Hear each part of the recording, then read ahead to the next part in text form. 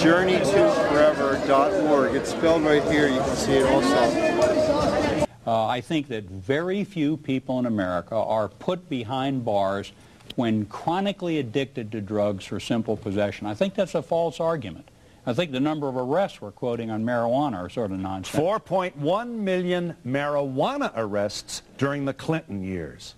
4.1 million. Well, but again, you look at the number of people that drive drunk. I mean, do we want to stop arresting people for driving drunk because 9 out of 10 aren't arrested when they do it? We think that having strong social disapproval of marijuana is helpful. It would I do too. Governor? Well, let's have strong social disapproval for marijuana. Let's decriminalize marijuana. Let's say that it's bad to do. But we're criminalizing a behavior here that arguably, when somebody doesn't do any harm to anyone, again, other than themselves, is criminal and can end you up in jail.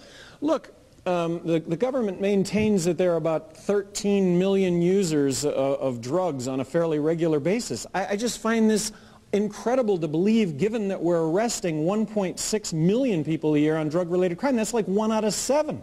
I have this sense that when the government says we're down to like 1 million users of drugs, we're going to be arresting 18 million people a year. And I don't want to be flippant here, but I'm going to live to see 80 million Americans arrested in this country. That is not to condone marijuana use, but I got to tell you, the punishment is way out of context to the act. Marijuana is an incredibly popular drug today in America. In fact, it is the third most popular drug, recreational drug, exceeded in popularity only by alcohol and tobacco, two legal but far more dangerous drugs. According to the government, 76 million Americans have smoked pot at some time in their lives. That's 1 out of 3 adults in this entire country. 18 to 20 million Americans smoked pot during the last year. Now, the vast majority of those people are good people who work hard, who raise families, who pay taxes, who contribute to their communities. We are not criminals, and it is time we stop being treated like criminals. I'm getting a little tired of being treated like a criminal. And second-class citizen by people who, through their preference for liquor or pills to mood alterate themselves, show not a superiority of taste, but an inferiority of taste. Look, I know that the opinion you have about this country, about this government not being the government that we need, about this government having wars on other countries, oil wars. Through that website, you can hook up and find other groups all around the world that are making biodiesel on this scale. This is micro biodiesel. So good luck with this. Okay.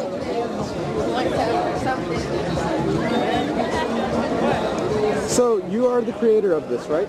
No, I've just made this processor. The technology biodiesel's been around as, well, actually the original diesel engine made by Rudolf Diesel in the late 1800s ran on peanut oil. So it did not run on fossil diesel. That was later on. But the process of this process called transesterification, where you can take a very big grease molecule and turn it into a much smaller molecule that can run in a diesel engine, started about the 1940s, as far back as I can tell. And I'm just trying to promote it because we're not as tied to the oil companies as they would like us to think. We have these solutions. I started a website called Voice Yourself. It's about trying to unify all the people who feel the way we do, the people who care. I want you to check out Voice Yourself. I want you to get involved with it and write me a note on it and tell me how you feel, and let's figure out together what we're going to do to change the way things are going, because I believe it can change and it will change and it has to change. Marijuana prohibition is a costly and failed public policy for 3 basic reasons, and we need to be prepared to argue these positions with those who still want to treat us like criminals. First off, marijuana prohibition wastes an incredible amount of law enforcement resources that should be focused on serious and violent crime, including fighting terrorism. Fight for what you believe in. After all, if you don't have anything to stand for, you will definitely be knocked down on your own. At least what you stand for will be something that will be left when it's all over. You want to make And I want you to know that you have friends all over the world. There's enough research to support our claims over and over again. Barry McCaffrey is here, the former drug czar. You told me that was really one of the most rewarding times of your life, professionally speaking. You know, I was honored to be part of it. We had huge increases in drug prevention funding, drug treatment programs. Governor Johnson and I have certainly disagreed before.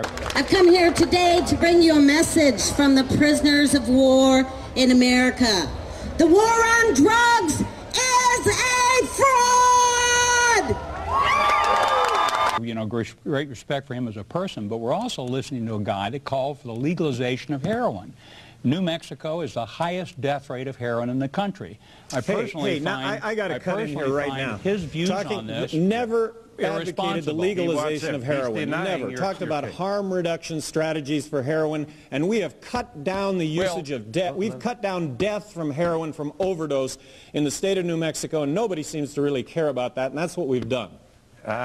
Never advocated the legalization of heroin. What I've talked about is harm reduction strategies on all these other drugs, and that is basically to look at this problem as a health problem rather than a criminal justice problem. And these are the things I get thrown at me all the time. I think Governor Ventura and Governor Johnson represent an irresponsible viewpoint.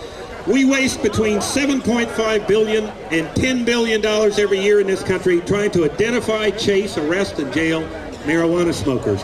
And unfortunately, the government does too damn good a job at it.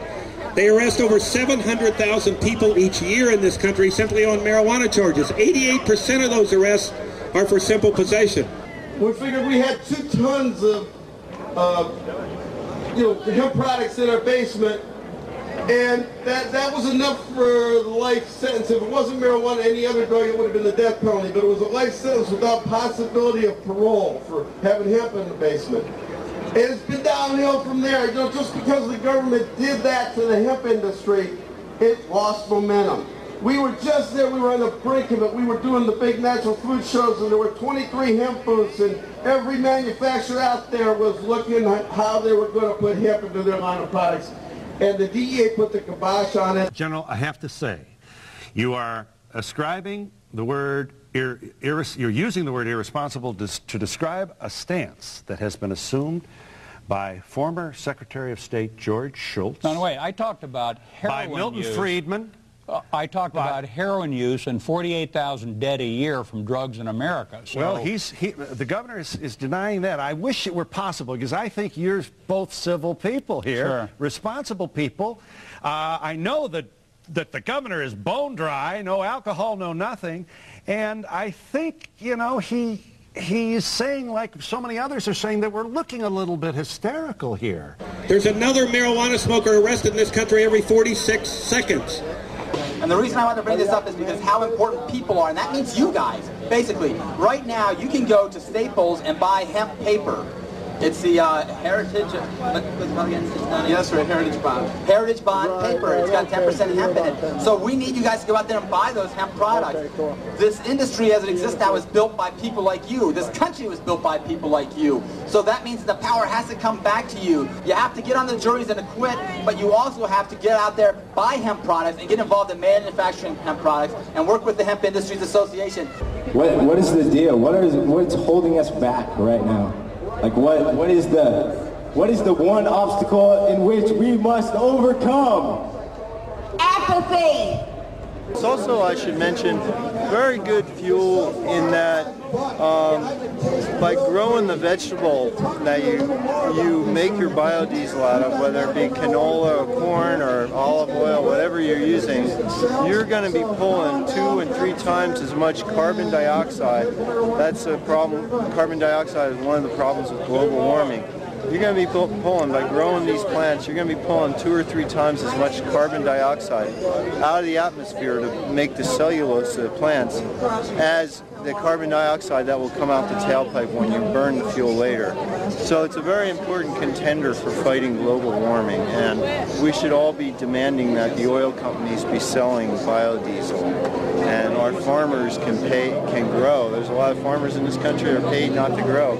They could be growing the feedstock to make these plants, and it's a much cleaner fuel all around. So I encourage you to call your legislatures and tell them We want biodiesel because there's no reason why we can't have it.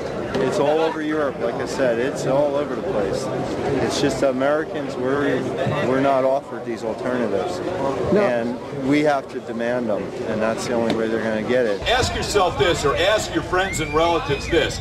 If the major export of the Middle East were broccoli, would any of this stuff be going on? No, it wouldn't, right?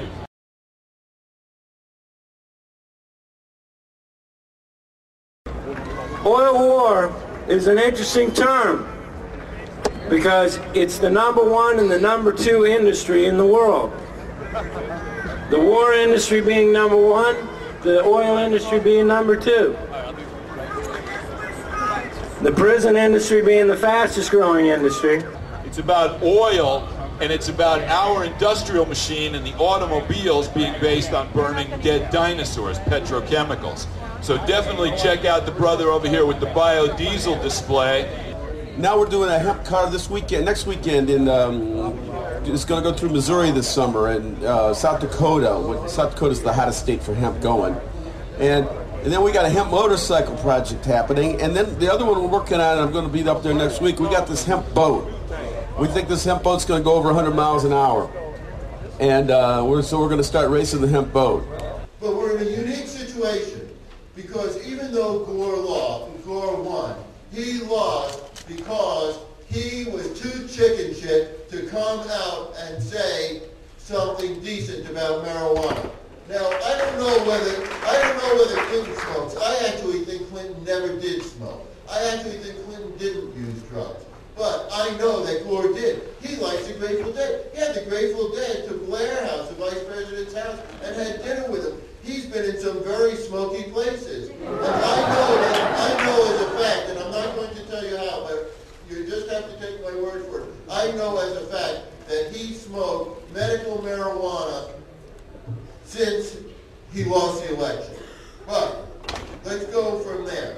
But so I'm glad he lost. As bad as Bush is, I'm glad Gore lost. Why are the people that we pay for, our tax dollars, are paying the salary of the very police that beat me up and put me in jail when I was a very sick woman in 1990.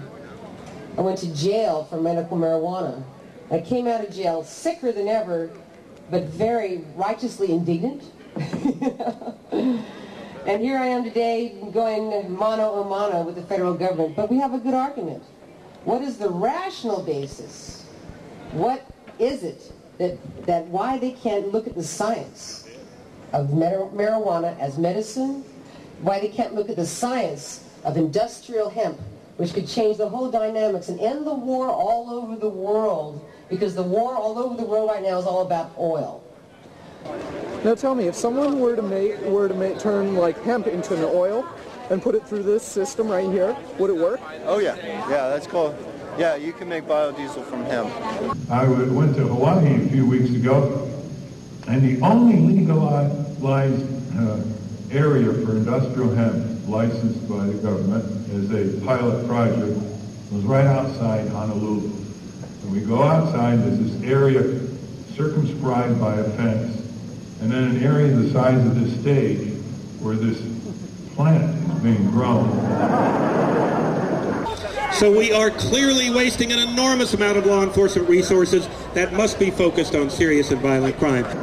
Surrounded by a barbed wire fence with great Klieg lights. I didn't see any bloodhounds or anything, but great Klieg lights. And there's one scientist there in charge. And he traipsed us over, and we saw this little green plant growing, you know. Didn't seem to have any threat to it or anything. And I asked him, how are things going? He has a very wry sense of humor, and he said, well, you know, I have to keep filling out reports to the government. Here's what we have to say to the Democrats. If you take the Green vote and you take the Libertarian vote, it comes in each state to between 4 to 6%. Some places 7%. And you divide that vote in half, it's 3.5%. 3.5% of the vote. That is the marijuana vote. That's the people who say, I'm not going to vote for a candidate